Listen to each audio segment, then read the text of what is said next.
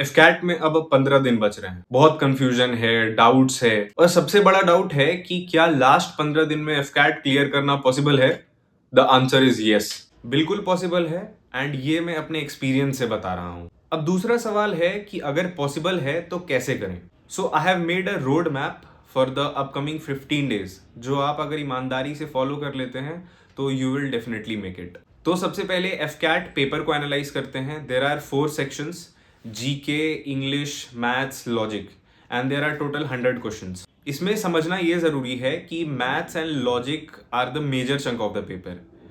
दोनों मिला के there are 45 questions which ends up in 135 marks. And इसमें पॉजिटिव बात ये है कि अगर आप दोनों सेक्शन में से कोई भी क्वेश्चन को आप अगर सॉल्व करते हैं पेपर में एंड जो आपका आंसर आ रहा है if it is matching with any of the 4 options जो आपके क्वेश्चन में दिया हुआ है, तो I think you should be rest assured कि आपका वो आंसर सही ही है। तो इन दोनों सेक्शंस को मैं श्योर शॉर्ट सेक्शन कैटेगरी के अंडर डालूंगा।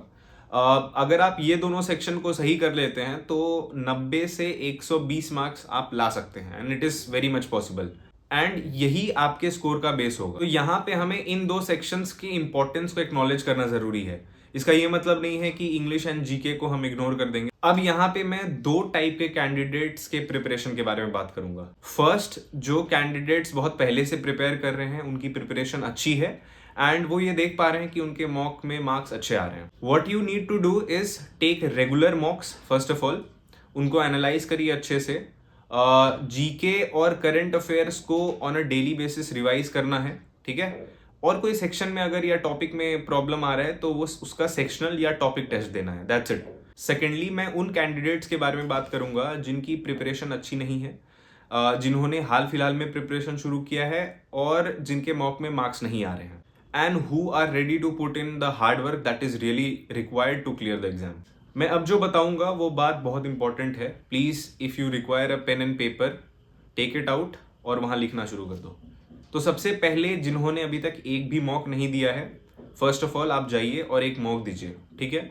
एनालाइज एवरी सेक्शन प्रॉपरली और अपना स्ट्रेंथ और वीकनेस, जो सेक्शन तुम्हारा कमजोर है, जो सेक्शन तुम्हारा स्ट्रांग है, आप उनको देखिए and keep that in mind so that जो आगे मैं बताऊंगा उसमें ये बहुत हेल्प होने वाली है। डे 1 से डे 15 ये रेगुलर चलेगा। सो सबसे पहले in the early morning you have to work on your GK and current affairs.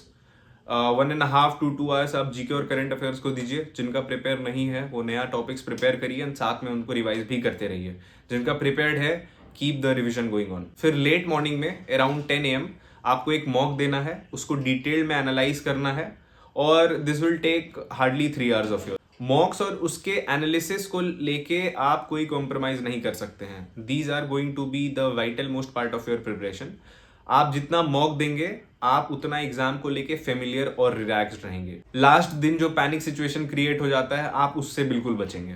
2 sectional test हमें डेली देना है। इसमें हम कॉम्बिनेशंस बना लेंगे। For example maths plus GK day 1 को रहेगा, डे 2 को रहेगा लॉजिक प्लस इंग्लिश, ठीक है। अगेन डे 3 में हमारा आ जाएगा maths plus GK and this will go on. And उसका एनालिसिस करना बहुत इंपॉर्टेंट है।